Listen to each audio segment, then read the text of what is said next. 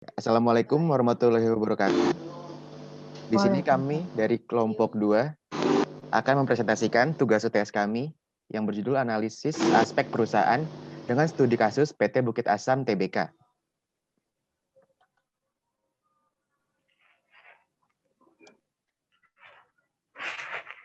Ya, di sini kelompok kami terdiri dari pertama Mbak Ivana, kedua Mbak Yaumil, ketiga saya sendiri Narotama, keempat Mbak Aulia, selanjutnya Mas Yoga, ada Mas Sofyan, Mbak Lutfiani, dan Mas Bagas.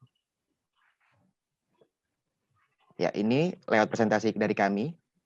Ada sekilas perusahaan, new product development process, customer development, supplier development, supply chain management, strategi management, dan lesson learned.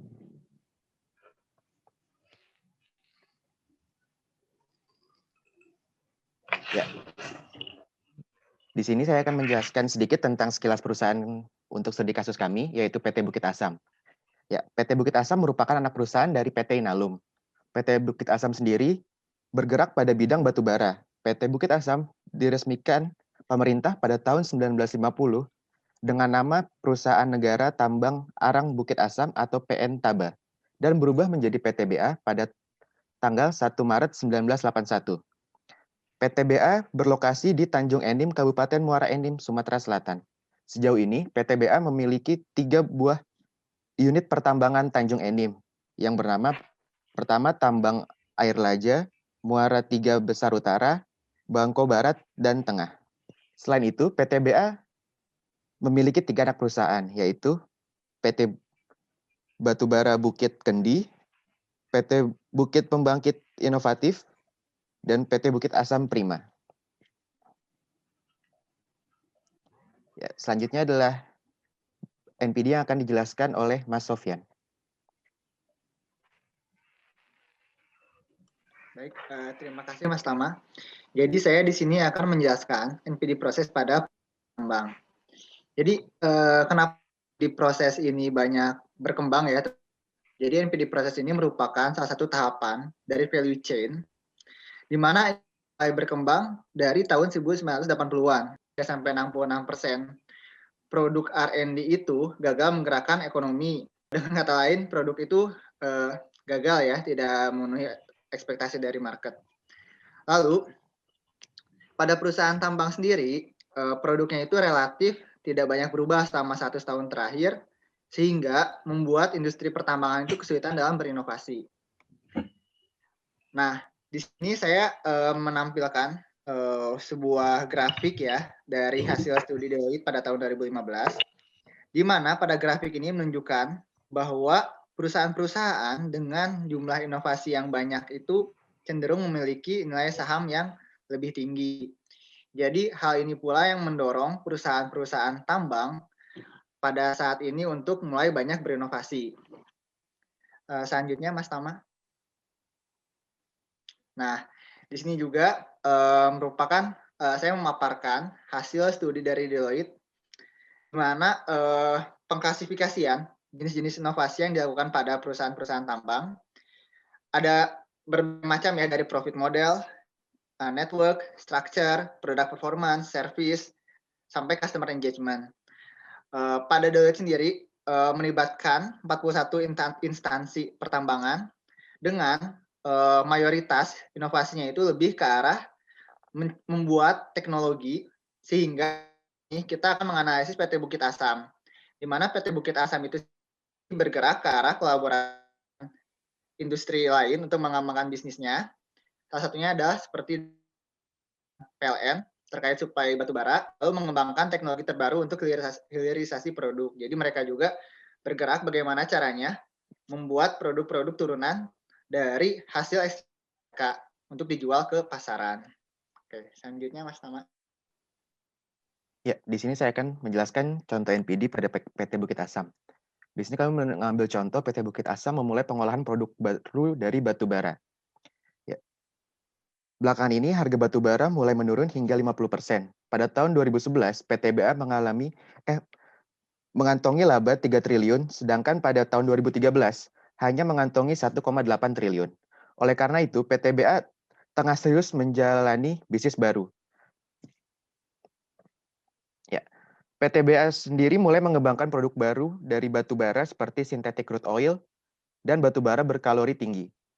Ide ini muncul saat melihat produksi cadangan batu bara berkalori rendah yang dimiliki oleh PTBA. Sebagai gambaran, PTBA memiliki 48% dari 7,3 miliar ton cadangan batu bara dengan kalori rendah. Di sini PTBA melakukan proses added value untuk menambah nilai jual batu bara berkalori rendah menjadi sintesis crude oil dan batu bara berkalori tinggi. PTBA sendiri menggunakan teknologi Catalytic Hydrothermal Reactor atau CAT HTR sehingga proses batu bara menjadi minyak dan batu bara berkalori tinggi menjadi lebih mudah. Di sini kami mengambil contoh untuk NPD modelnya adalah General Stage Process, mulai dari planning, konsep design, system level design, detail design iteration, integration and test, hingga release product. Sebagai contoh di sini pertama, PTBA sebagai planningnya adalah mengatasi penurunan bisnis batubara, lalu mencari lahan bisnis baru. Nah, setelah mencari lahan bisnis baru, PTBA untuk sistem level desainnya adalah produksi produk baru dari batubara. Produksi produk baru tersebut adalah produksi minyak mentah sintesis dan batubara berkalori tinggi dari batubara dengan kalori rendah. Untuk proses integration and test-nya adalah pengujian produk dengan metode CAT HTR oleh PTBA dan BPPT hingga menghasilkan produk baru berupa minyak mentah sintesis atau sintesis crude oil dan batubara berkalori tinggi. Ya, di sini adalah beberapa development project yang telah dilakukan oleh PTBA atau PT Bukit Asam. Di sini dapat dilihat beberapa development project. Yang pertama adalah Project Coal to Chemical Peranap Mine, yang merupakan project bersama oleh PTBA, Pertamina, dan Air Product. Project ini mengolah coal dengan proses gasifikasi menjadi produk DMA. Project kedua adalah Coal to Chemical Tanjung Enim Mine. Project ini merupakan kerjasama antara PTBA, Chandra Asri, Pupuk Indonesia, dan Pertamina. Proyek ini menghasilkan produk polipropilen, DME, dan urea. Ya, selanjutnya adalah customer development yang akan dijelaskan oleh Mbak Lutfiani.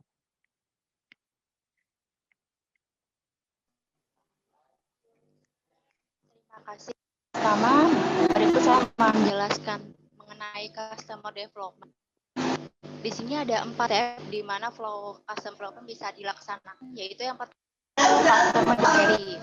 Customer discovery itu ada menemukan pelanggan, yaitu dengan membuka market, menghadiri berbagai rak khusus untuk pertambangan.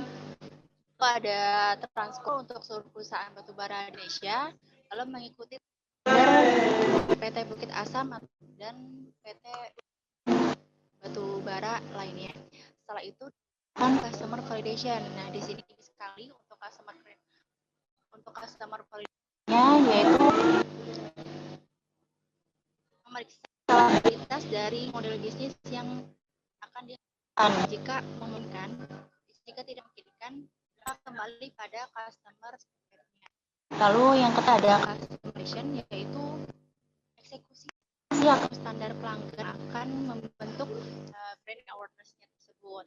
Karakteristik produknya ini dengan standar customer dan standar dari si customer sendiri. Jika berbeda, maka produk yang dihasilkan akan kembali pada perusahaan Bukit Asam tersebut. Yang terakhir ada company building, yaitu transisi perusahaan. Jadi kalau sudah standar customer dan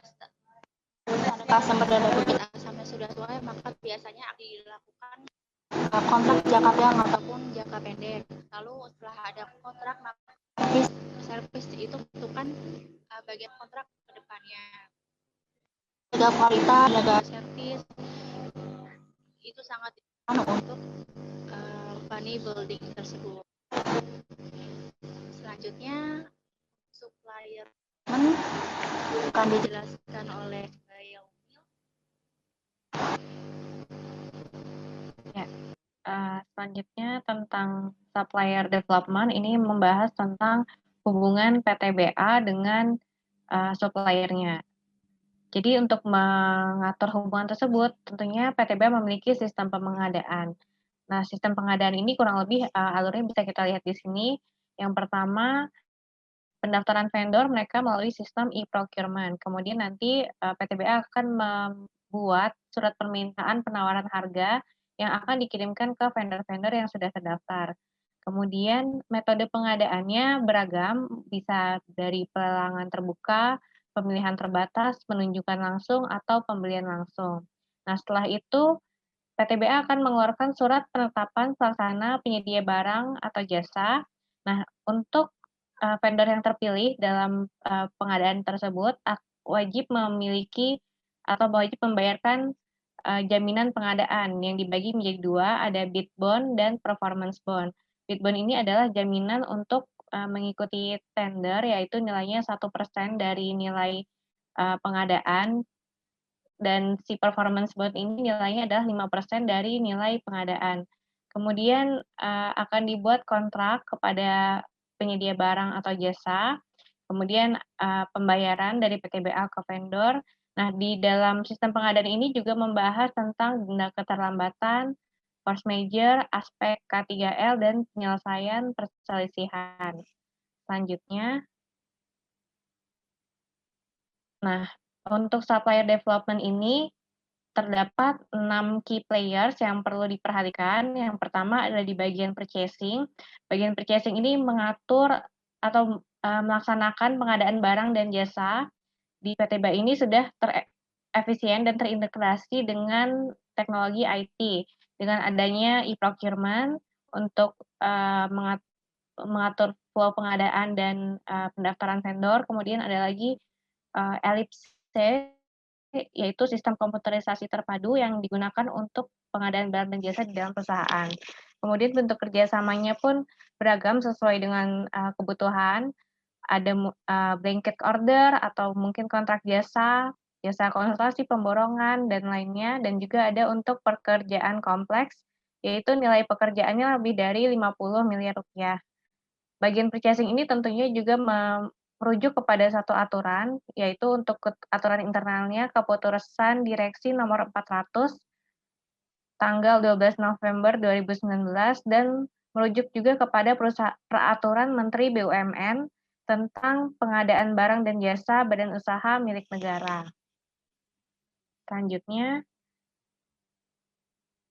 nah, key players yang kedua adalah Continuous Improvement Team. Di dalam organisasi, Continuous Improvement Team ini terdiri atas 3 kotak ini, yaitu pertama Satuan Pengawas Internal, kemudian Manajemen Risiko, dan Sistem Manajemen Perusahaan dan GCG atau Good Corporate Governance. Selanjutnya, nah, Satuan Kerja Manajemen Risiko ini mengelola peluang dan ancaman atau resiko dalam ketercapaian sasaran supaya bisa terukur dan terkendali. Nah, mereka mengacu pada Enterprise Risk Management Application atau ISO 31000-2018. Kemudian untuk bagian SPI atau Satuan Pengawasan Internal, tanggung jawab mereka adalah memberikan analisis, penilaian, rekomendasi, konsultasi, dan informasi mengenai aktivitas yang diaudit atau dievaluasi supaya dilakukan sesuai dengan standar. Nah, yang ketiga adalah sistem manajemen perusahaan yang mereka sebut dengan SMBA. Ini mengintegrasikan 3 jenis aturan, yaitu ISO 9001-2015, ISO 14001-2015, dan OSAS 18001-2007. Selanjutnya, nah, key players yang ketiga adalah bagian material control. PTBA ini memiliki produk utama yaitu batu bara. Jadi bagian material control ini bertanggung jawab atas manajemen stockpile-nya mereka. Jadi bagaimana supaya batu bara tidak terlalu lama di dalam stockpile, bagaimana supaya batu bara yang masuk dan keluar bisa sesuai dan tidak macet gitu ya. Kemudian stockpile ini juga dikontrol suhunya, Lalu dozer yang membawa batu bara di area stockpile pun perlu diatur oleh bagian material kontrol ini. Selanjutnya akan dijelaskan oleh Mbak Yaumil. Ya, key players berikutnya yaitu product engineering.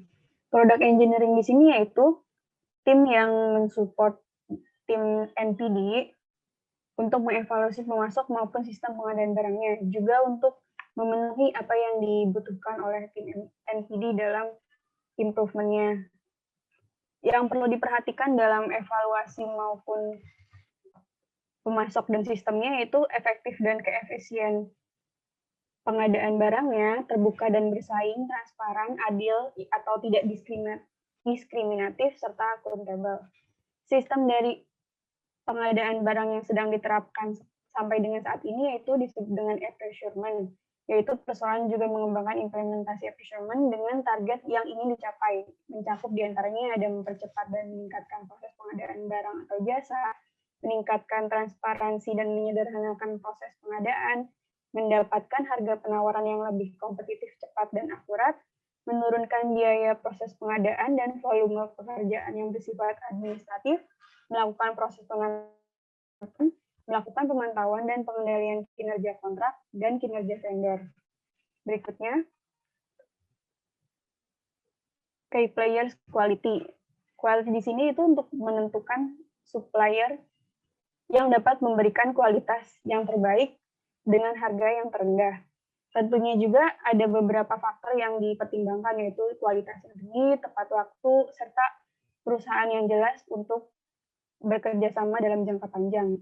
Ada beberapa perspektif yang dipertimbangkan dalam quality ini, yaitu ada keuangan, pemasok, bisnis internal, inovasi dan pertumbuhan. Untuk perspektif keuangan ini, untuk meningkatkan efisiensi pembelian barang, sehingga barang yang dibeli benar-benar sesuai dengan kebutuhan. Inisiatifnya itu untuk mengurangi pemborosan, melaksanakan proses bisnis, melakukan pembelian yang sesuai dengan kebutuhan. Berikutnya itu perspektif pemasok. Perspektif pemasok ini untuk meningkatkan hubungan baik dengan pemasok dan meningkatkan rasa kepercayaan pemasok terhadap perusahaan dapat dilakukan dengan meningkatkan loyalitas dan meningkatkan kerjasamanya dengan pemasok. Nah, ini itu untuk bisa meningkatkan kerjasama seperti yang tadi disebutkan tadi, inisiatifnya untuk meningkatkan kerjasama dengan pemasok juga menjaga keloyalitasan. Berikutnya itu bisnis internal.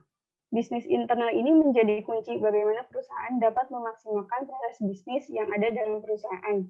Gunanya untuk menggunakan TI dengan maksimal serta mempercepat proses transaksi. Yang terakhir yaitu ada inovasi dan pertumbuhan untuk menambah penggunaan TI pada perusahaan serta mengubah kinerja TI menjadi lebih baik.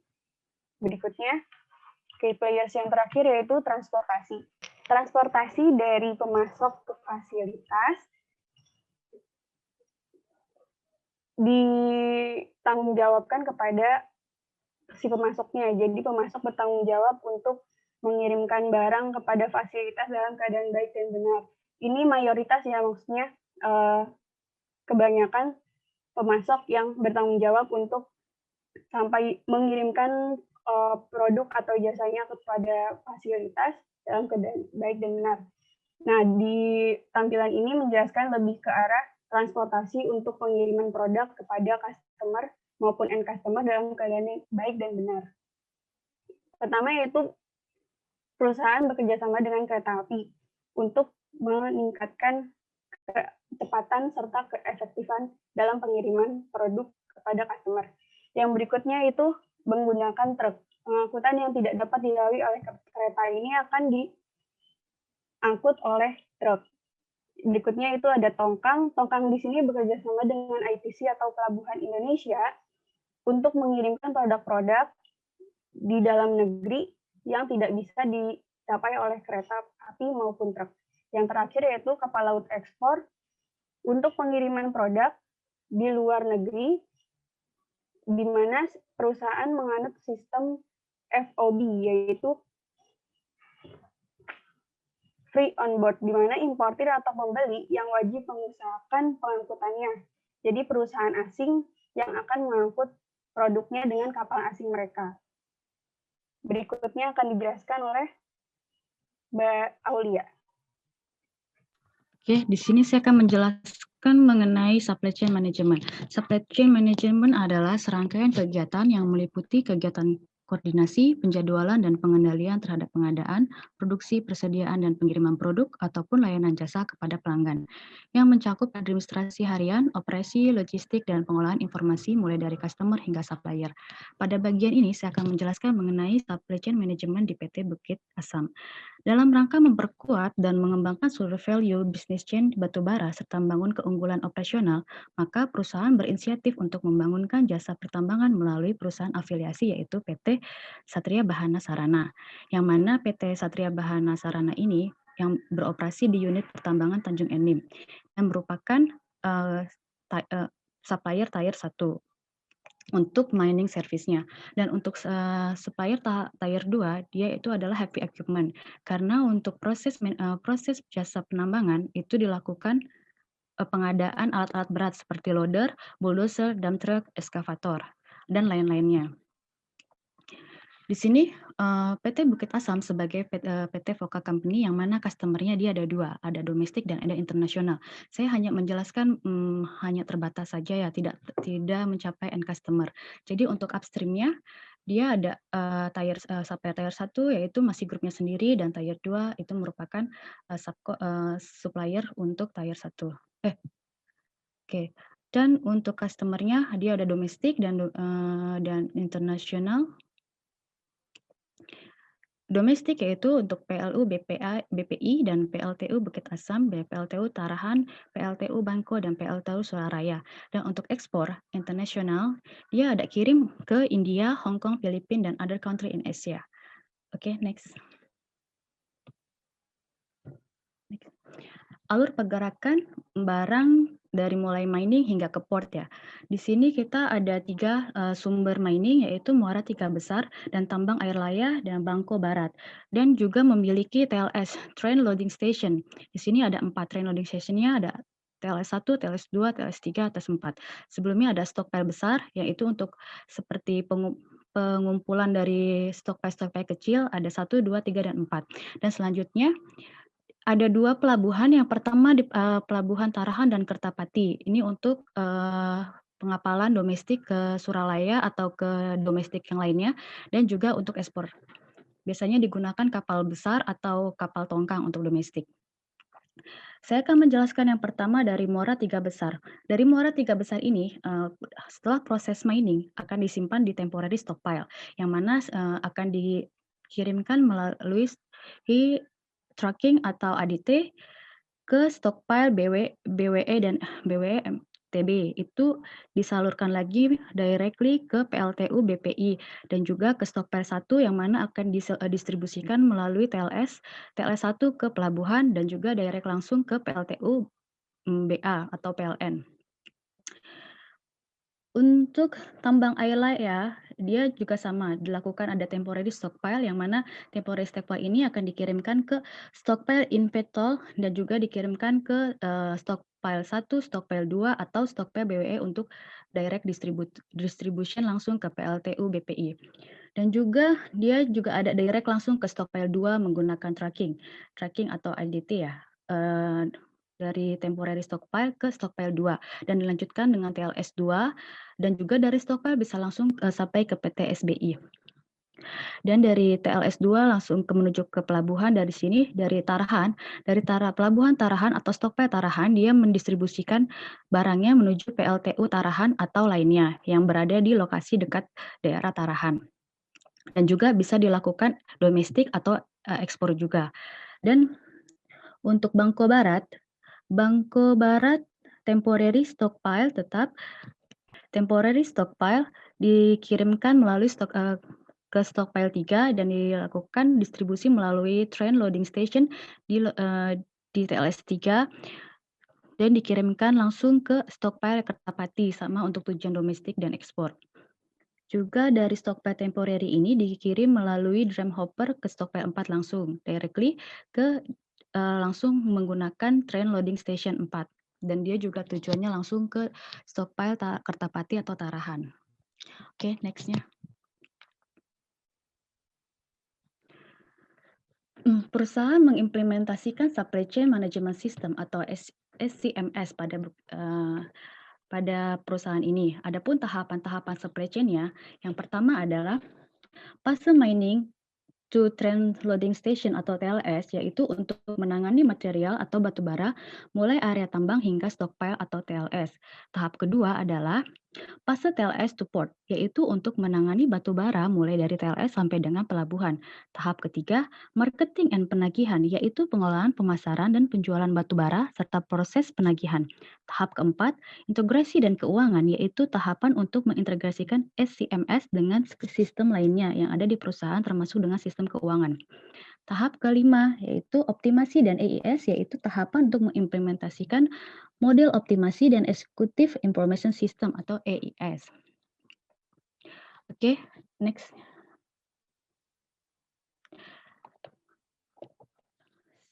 Penanganan batu bara PTBA atau PT Bukit Asam memiliki sistem manajemen mutu ISO 9001 tahun 2008. Adapun pelaksanaan dia 3 poin, pelaksanaan manajemen stockpile, pengendalian kualitas, pengangkutan transportasi.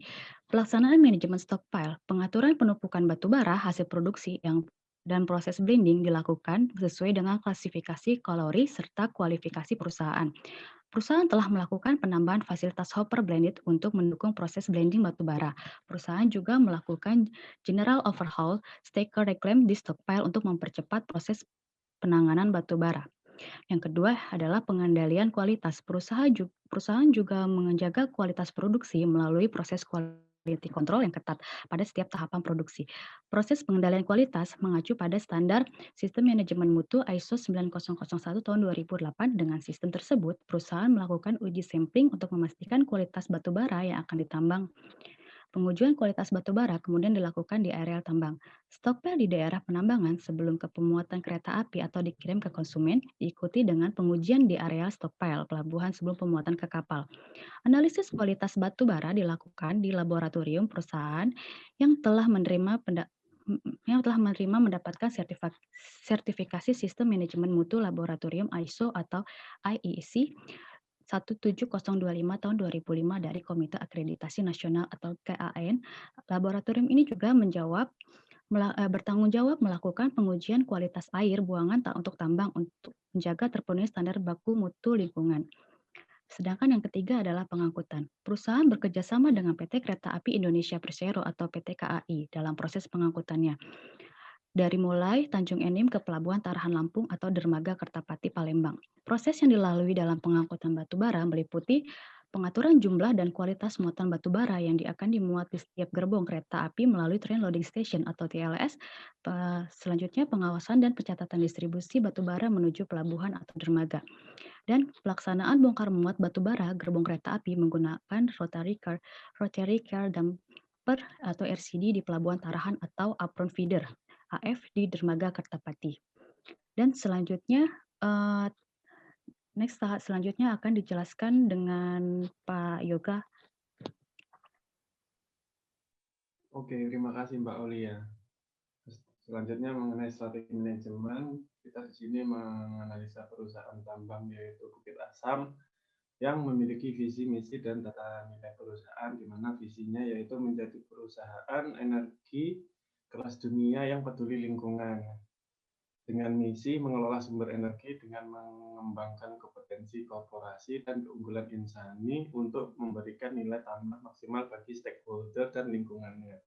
Adapun tata nilai yang dipakai di sini yang pertama visioner, yang kedua integritas, yang ketiga inovatif, yang keempat profesional, dan yang kelima sadar biaya dan lingkungan, yang ditunjukkan dengan pengoperasian menggunakan konsep ISO 1009 dan yang lain-lain. Next, Mas. Untuk kebijakan strategi di sini, PT Bukit Asam mengembangkan strategi besar melalui integrasi vertikal dan horizontal. Di mana maksudnya vertikal itu secara struktural dan horizontal itu pengimplementasiannya ya. Ada 3 poin penting untuk kebijakan strategis yang dibawa oleh jajaran direksi PT Bukit Asam. Yang pertama, pengembangan bisnis generik yang meliputi pertambangan batu bara sendiri, infrastrukturnya batu bara sendiri dengan membangun keunggulan operasional yang pada seluruh rantai nilai. Untuk yang kedua, pengembangan bisnis tenaga listrik atau yang bisa disebut dengan pembangkit listrik ya. Dan kompetensi bidang ketenaga listrikan lainnya dalam lingkup nasional maupun regional. Nomor 3, pengembangan bisnis beneficiasi dan hilirisasi batu bara dan bisnis pendukung lainnya melalui inovasi-inovasi bisnis dan membangun kapabilitas dan pengembangan produk. Jadi produk end produk dari PT Bukit Asam ini selain batu bara sendiri bisa dibuat menjadi produk apa aja seperti itu. Untuk fokus yang diturunkan ke dalam beberapa aspek kerja diantaranya keuangan, yaitu dengan target pencapaian net profit margin dan margin laba rugi. Terus yang kedua pengembangan usaha, yaitu dengan target investasi pengembangan infrastruktur di PTBA sendiri. Untuk operasi atau produksinya yaitu dengan target pengoptimalisasian produksi. Untuk niaga sendiri upgrade volume penjualan, kapasitas penjualan. Untuk target sumber daya manusia dan umum itu dengan target pengelolaan kompetensi sumber daya manusia dan kepatuhan terhadap regulasi. Dan yang terakhir adalah tujuan utamanya optimasi dari investasi PT Bukit Asam sendiri pada entitas anaknya. Lanjut dari kebijakan strategis, lanjut Mas. Rencana strategisnya, di sini ada 3 rencana strategis seperti dengan 3 poin tadi kebijakan strategis. Yang pertama pada pengembangan bisnis generik, kedua bisnis pembangkit listrik itu sendiri, dan yang ketiga kepada bisnis beneficiasi atau bisnis pendukung. Rencana strategi yang akan dibawa di tahun 2020 ini yaitu untuk pembangunan bisnis generik. Rencana strategisnya adalah pengembangan value chain bisnis dan operational excellence. Di sini ada 4 poin. Yang pertama peningkatan target penjualan batu bara, di mana 2019 target penjualan batu bara itu 29 juta ton. Sekarang di 2020 menjadi 30 juta ton. Terus yang kedua terkait peningkatan target penjualan ini didukung dengan kerjasamanya PT Bukit Asam dengan beberapa perusahaan-perusahaan petrokimikal di luar negeri maupun di dalam negeri. Yang kedua sendiri program efisiensi berkelanjutan yang terkait dengan produksi, sistem produksi. Yang ketiga redesign jangka panjang. Di sini fokusan dari redesign jangka panjang sendiri yaitu mengubah penjualan dari Bukit Asam ke trader batu bara menjadi penjualan langsung direct ke end user dari pengguna batu bara itu sendiri seperti pembangkit listrik dan perusahaan-perusahaan petrokimikal. Dan yang poin keempat dari pengembangan bisnis generik yaitu akuisisi tambang, di mana beberapa poin site tambang semakin diperluas. Untuk pengembangan bisnis pembangkit sendiri, rencana strategis yang akan dilakukan yaitu investasi pada kerjasama strategis untuk pengembangan pembangkit listrik dan usaha EPC dan ONM. Poin yang ditekankan adalah peningkatan kapasitas pembangkit listrik dan perusahaan EPC, dan yang kedua optimasi dari unit bisnis atau perusahaan anak perusahaan itu sendiri. Dan yang ketiga itu pengembangan bisnis beneficiasi dan bisnis pendukung dengan rencana bisnis dari sektor R&D mengoptimalkan pengembangan bisnis beneficiasi di antaranya contohnya yaitu coal to chemical, di mana coal to chemical itu merubah dari produk akhir batu bara menjadi suatu produk baru yang memiliki fungsi dan manfaat yang lain. Oke, next Mas. Untuk target-target yang dilakukan di 2020 sendiri yaitu di bisnis generiknya targetnya untuk produksi batu bara dengan target 30,3 juta ton batu bara yang akan dijual. Untuk lini pembangkit sendiri di sini Bukit Asam memiliki 4 supplier lokal dan beberapa pengiriman untuk di luar negeri. 4 supplier lokal sendiri ini 2 PLTU milik Bukit Asam sendiri, yang pertama di Tanjung Enim dan yang kedua di Pelabuhan Tarahan. Untuk yang pembangkit listrik ketiga ini PLTU Bukit Pembangkit Inovatif, di mana afiliasi saham dari PT Bukit Asam sendiri 59,75%, dan yang keempat yaitu proyek penambahan kapasitas di PLTU Sumsel 8 dengan kapasitas 2 kali 6 20 MW, masih dalam tahap pembangunan dengan afiliasi saham dari PT Bukit Asam sendiri 45%. Untuk yang ketiga terkait bisnis pendukung, terkait coal to chemical, project coal to chemical sendiri ada dua, yaitu project coal to DME atau yang nanti menjadi bahan pengganti dari LPG, itu menggunakan input batu bara sebanyak 6,5 juta ton per tahun dan akan dihasilkan 1,4 juta ton DME. Untuk proyek yang kedua, coal to UDP, yaitu dengan input proses batu bara 8,1 juta ton per tahun akan menghasilkan output 570 ton urea, 400.000 ton DME, dan sisanya. Oke, selanjutnya akan dijelaskan terkait dengan lesson learned oleh Mas Bagas. Baik, terima kasih atas pemaparannya Mas Yoga mengenai strategi manajemen. Selanjutnya di sini ada lesson learned yang dapat kita pelajari. Yang pertama, PT Bukit Asam ini bergerak di bidang pertambangan batubara yang berlokasi di Tanjung Enim, tepatnya di Sumatera Selatan, dan dia mempunyai lokasi penambangan ada 3, yaitu di Tambang Air Laya, Muara 3 Besar Utara, dan Bangko Barat dan Tengah. Selanjutnya yang kedua, PT Bukit Asam ini mengaplikasikan manajemen sistem sesuai dengan standar ISO 9001-2008, meliputi pelaksanaan manajemen stockpile atau di warehouse, di mana di sana adanya monitoring mengenai kontrol stok, serta juga adanya proses mengenai batu bara. Selanjutnya di sini ada pengendalian kualitas. Pengendalian kualitas di sini untuk Bukit Asam, di mana dia juga difokuskan mengenai kualitas yang baik guna untuk supplier dan customer-nya. Dan di mana Bukit Asam di sini menjaga erat mengenai kerjasama antar perusahaan. Selanjutnya di sini ada transportation. Transportasi di sini Bukit Asam ada darat dan laut untuk distribusinya. Kalau untuk darat itu ada kereta api, di mana bekerja sama dengan Kereta Api Indonesia. Untuk pengirimannya itu di Pelabuhan Taran Lampung dan Dermaga Kertapati, di mana hanya bisa diakses oleh kereta api. Selanjutnya di sini ada truk, di mana truk ini difokuskan untuk di jalan yang tidak bisa untuk diakses dengan kendaraan lainnya. Selanjutnya untuk transportasinya ada laut, yaitu menggunakan kapal tongkang dan lain sebagainya. Selanjutnya yang ketiga ada perusahaan melakukan perencanaan strategis guna untuk meningkatkan upaya peningkatan produksi dengan pengembangan value chain bisnis dan operational excellence, yang dimana difokuskan untuk tambang dan infrastruktur.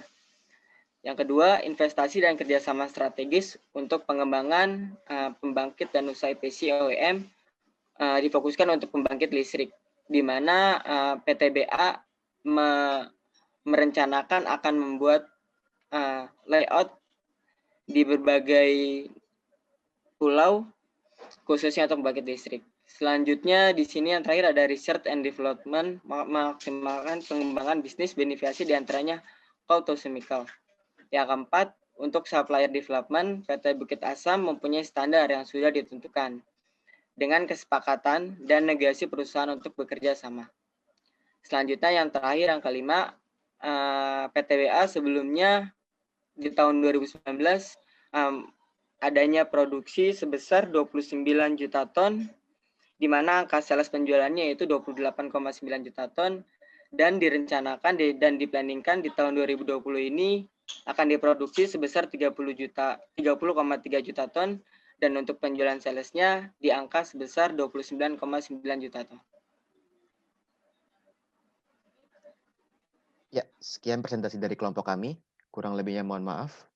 Wassalamualaikum warahmatullahi wabarakatuh.